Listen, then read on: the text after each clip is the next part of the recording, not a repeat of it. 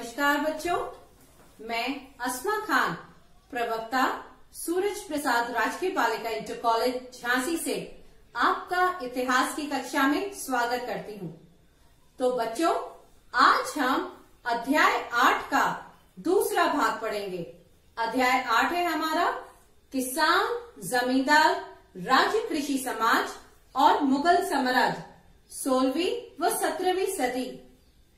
हमने अपने पिछले भाग में किसान व कृषि उत्पादन से संबंधित पहलुओं को पढ़ा था, जिसमें किसानों के कार्य एवं भारतीय कृषि के लिए भौगोलिक विविधताएं, उनके स्रोत के माध्यम, उनका अध्ययन किया था और किसान व उनकी जमीन व सिंचाई की तकनीक के साथ साथ उनकी फसलों व पैदावार और ग्रामीण समाज के बारे में पढ़ा था, जैसे खेतीहर किसान, पंचायत, मुखिया, ग्रामीण दस्तकारों के बारे में हम पढ़ चुके हैं।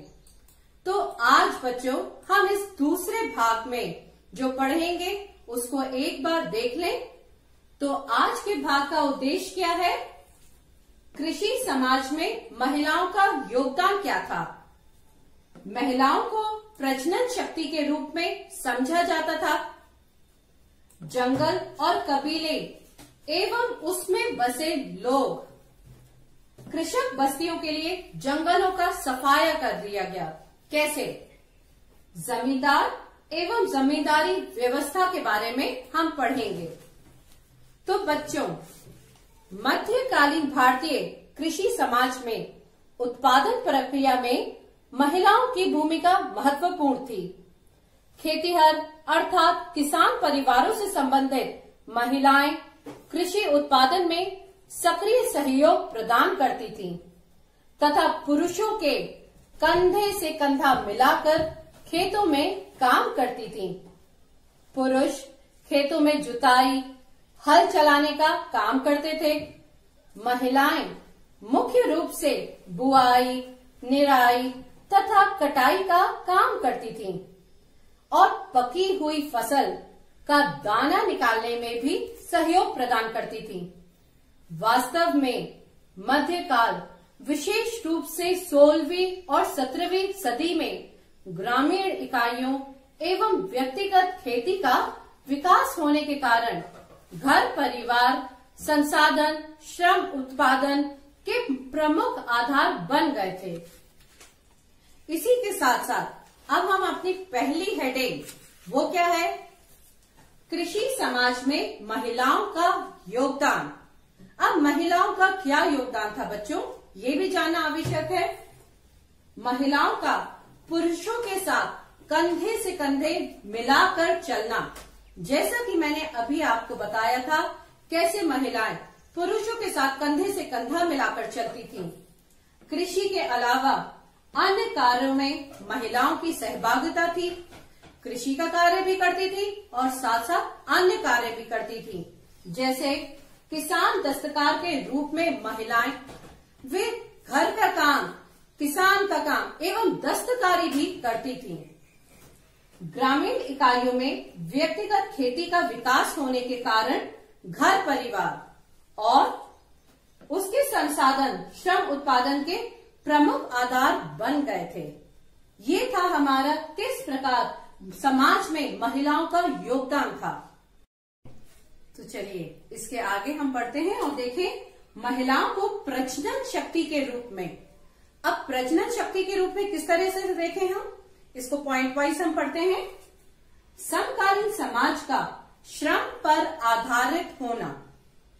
चूंकि समाज श्रम पर निर्भर था, इसलिए बच्चे पैदा करने के लिए श्रम उत्पादन की वजह से, अर्थात इस परिपेक्ष में महिलाओं को संसाधन के रूप में देखा जाना।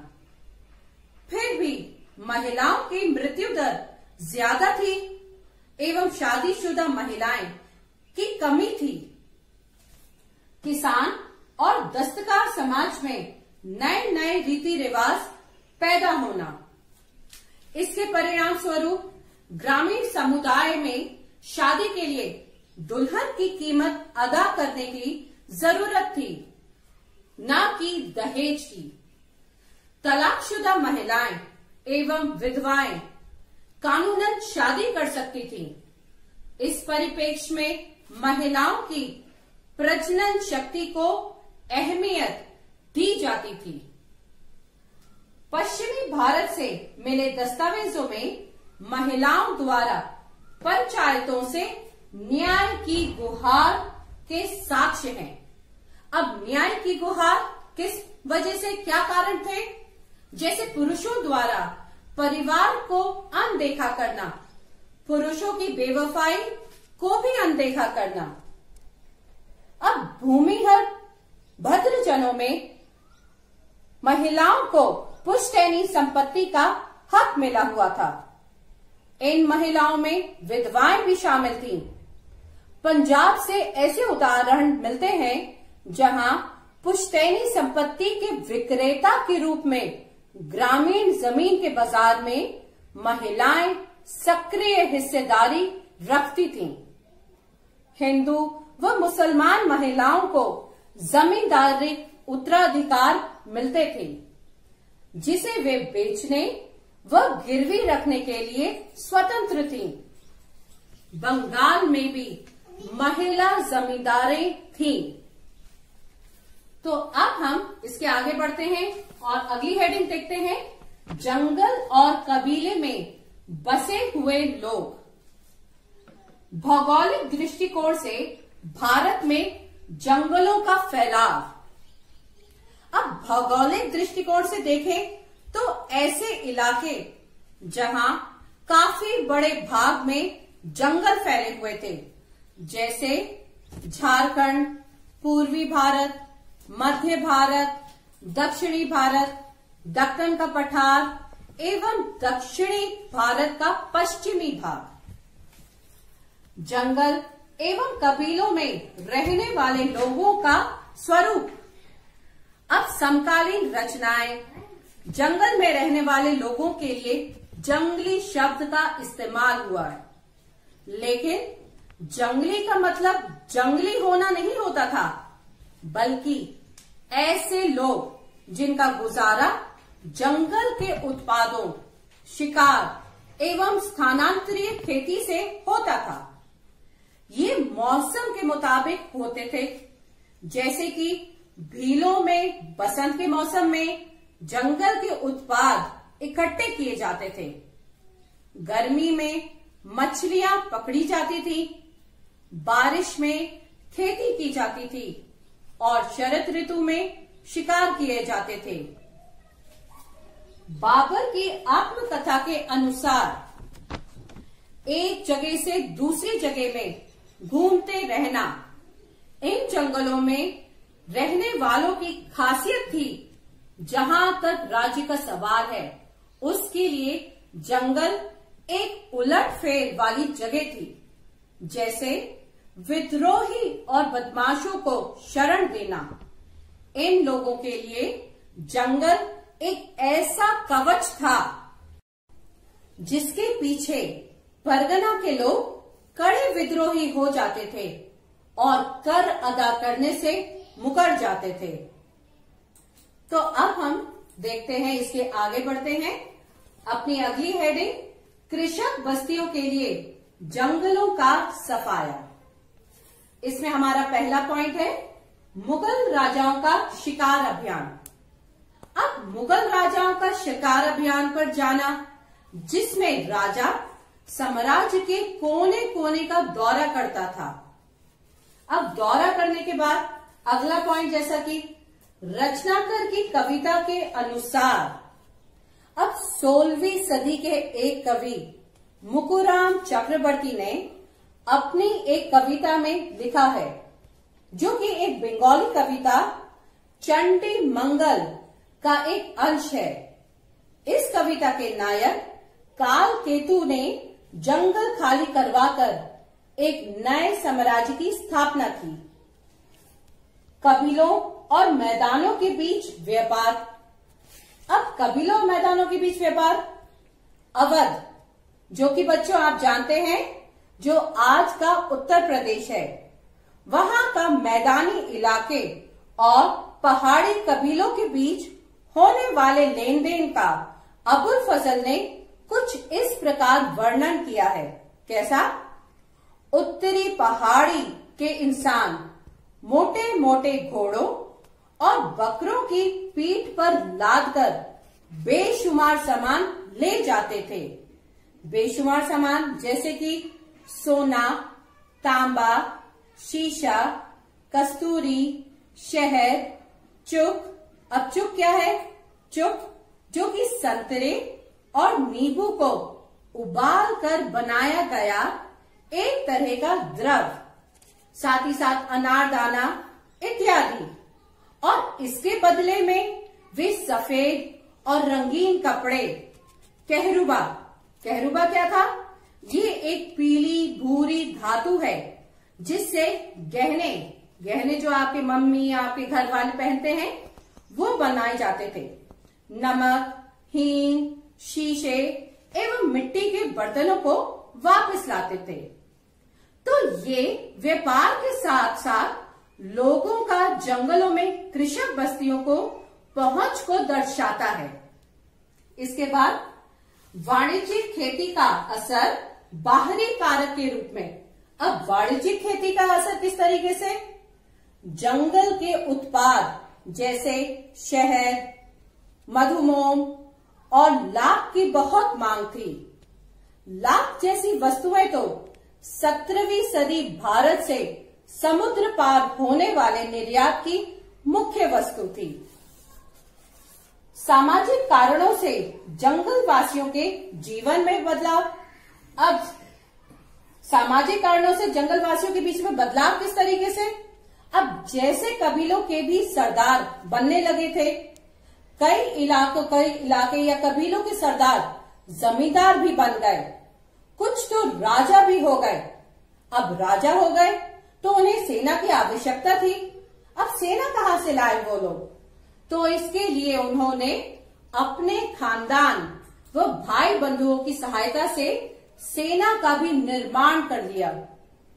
सिंध इलाके में कबीलियाई सेना के पास 6000 घुड़सवार और 7000 पैदल सैनिक भी थे, जो कि कबीलियाई व्यवस्था से राजतांत्रिक प्रणाली की तरफ बढ़ने की प्रक्रिया थी।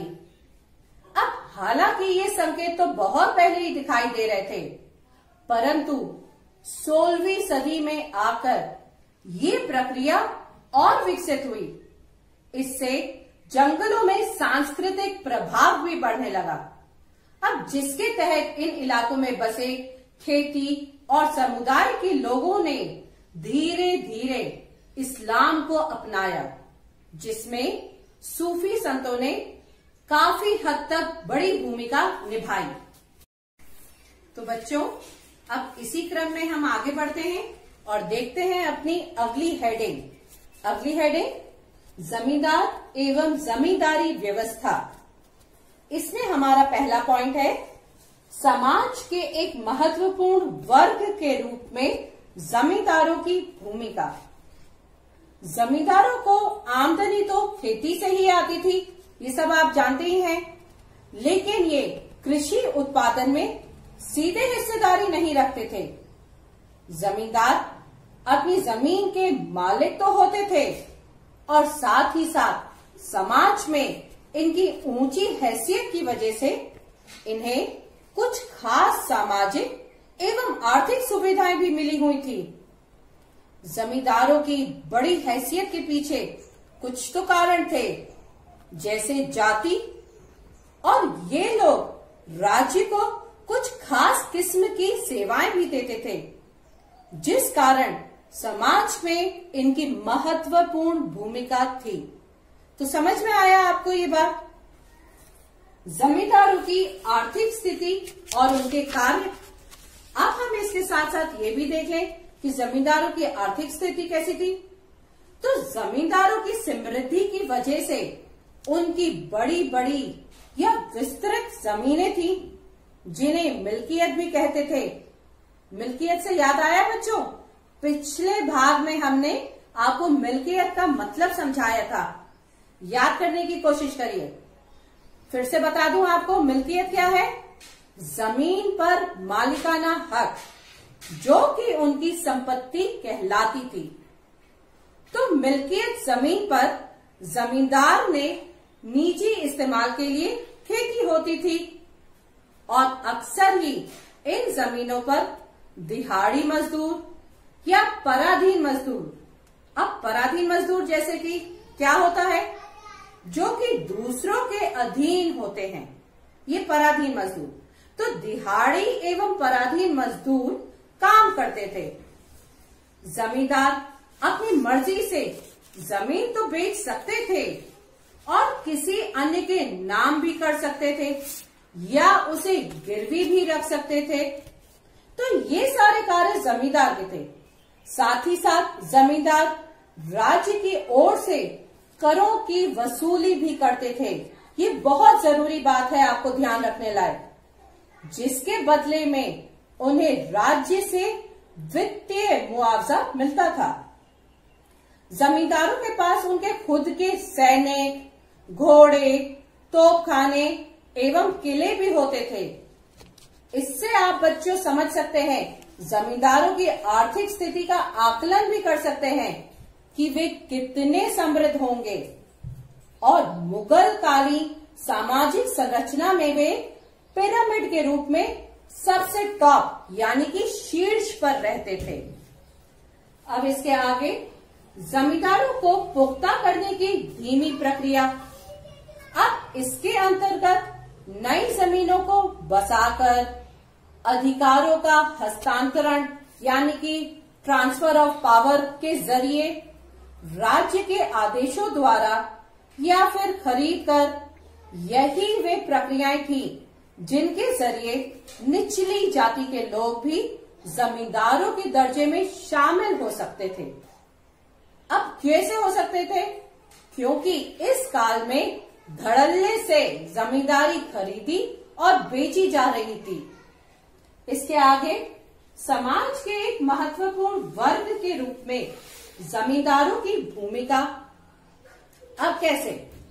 कई कारणों ने परिवारों या वंश पर आधारित जमींदारी को पुख्ता होने का मौका दिया। पुख्ता होने का मौका, जैसे कि उत्तर भारत में राजपूतों ने, जाटों ने और दक्षिण पश्चिमी बंगाल में किसान, पशुचारियों ने अपनी बड़ी बड़ी जमींदारियां बना ली थी। तो ये सारी बात थी जमींदार और जमींदारी व्यवस्था की। ये आपको समझ ही आ गया बच्चों? तो बच्चों, अब आप इस भाग को पढ़ चुके हैं, वो समझ चुके हैं, पॉइंट वाइज आपने सब देख लिया है, हेडिंग्स भी समझ ली हैं। अब इस भाग को हम थोड़ा संक्षेप में जान लें, हमने क्या पढ़ा है।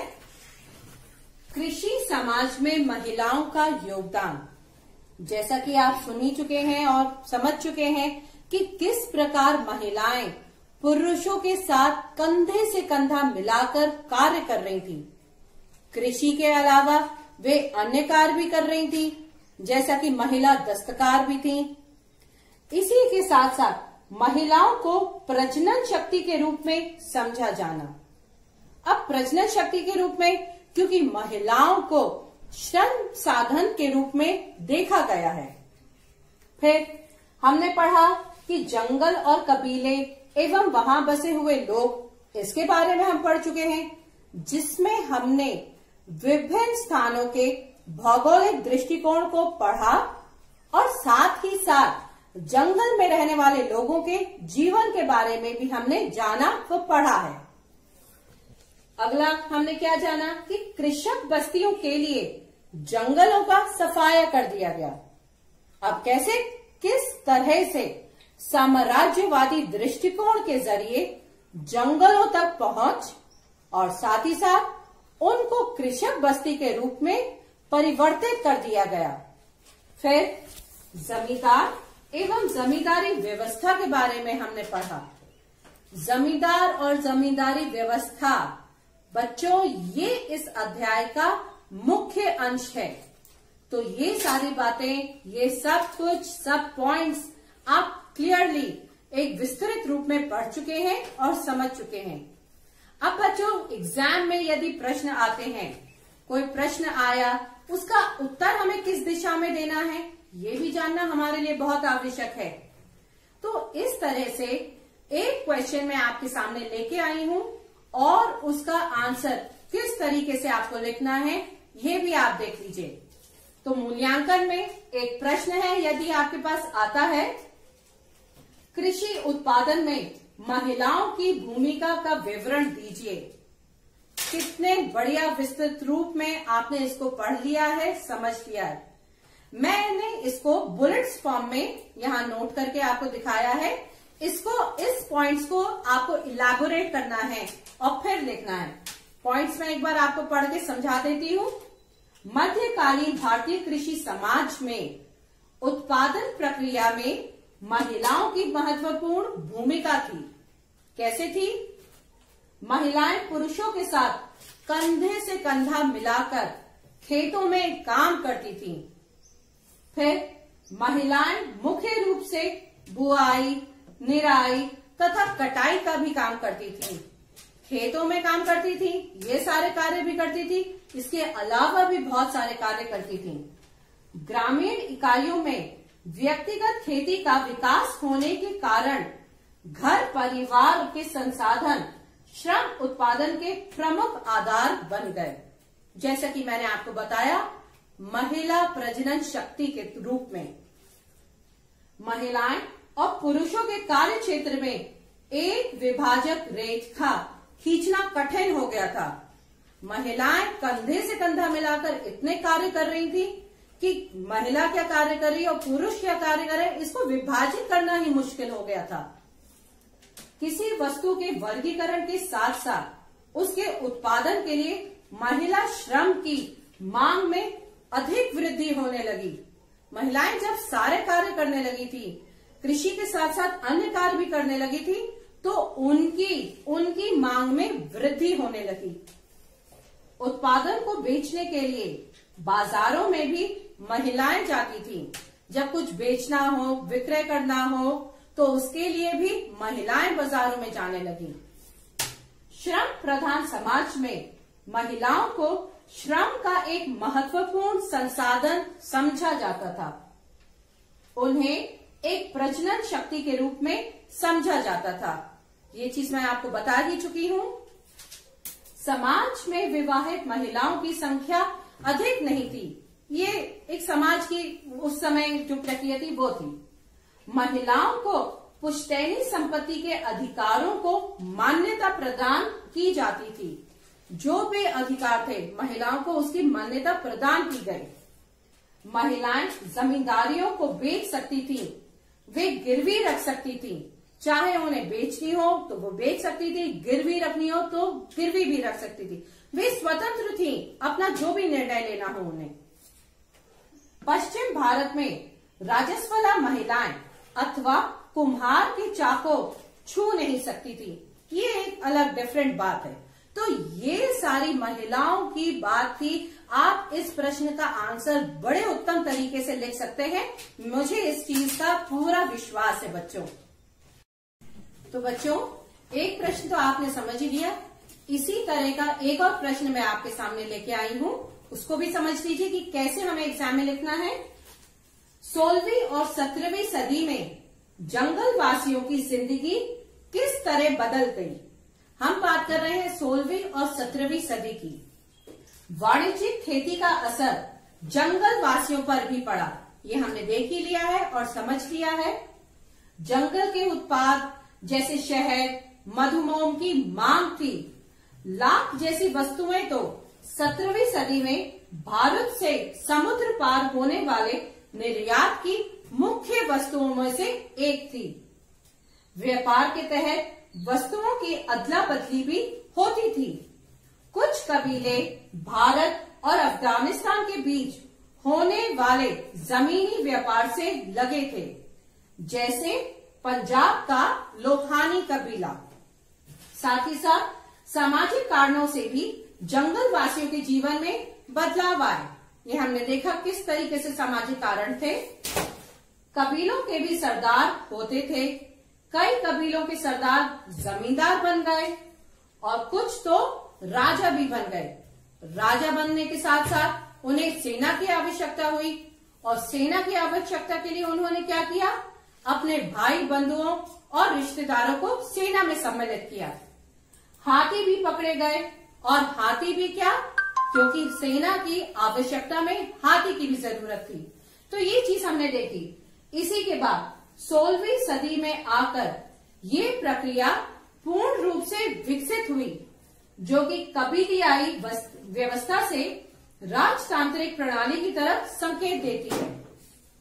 जंगल के इलाकों में नए सांस्कृतिक प्रभावों के विस्तार की भी शुरुआत हुई और कुछ इतिहासकारों ने तो ये भी सुझाया है कि नए बसे इलाकों में खेती और समुदायों ने धीरे धीरे इस्लाम को अपनाया।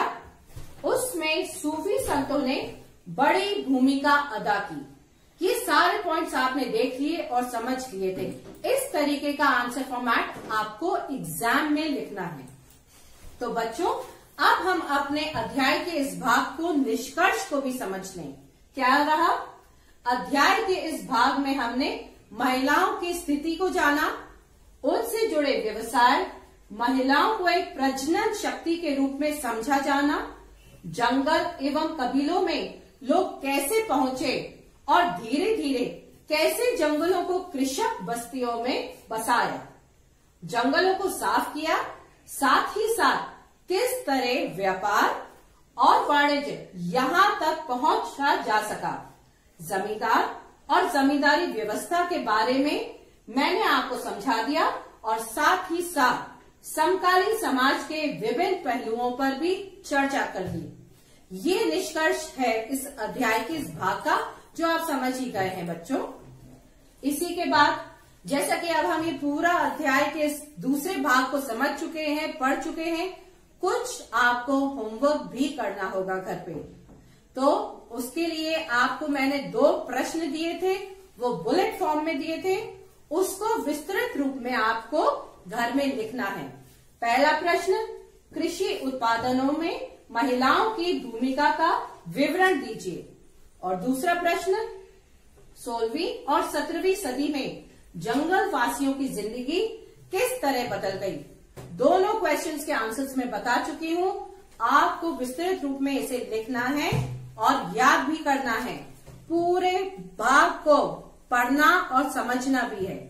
इसी के साथ साथ बच्चों, आने वाले भाग में यानी कि इसी अध्याय के तीसरे भाग में हमें क्या पढ़ना है ये भी हम देख लें।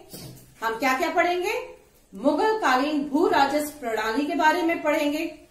भू राजस्व वसूलने एवं नियंत्रण के लिए शासन तंत्र को जानेंगे। भूमि की पैदावार के हिसाब से भूमि के वर्गीकरण के बारे में जानेंगे। साथ ही साथ चांदी का प्रसार किस तरह बढ़ा ये जरूर जानेंगे। और अबुल फजल की आईने अकबरी के बारे में हम विस्तृत रूप में इसमें चर्चा करेंगे। तो बच्चों, ये था हमारा आज का अध्याय का दूसरा भाग। तो मैं आशा करती हूँ बच्चों आपको ये अच्छे से समझ में आया होगा। तो thank you so much, have a good day.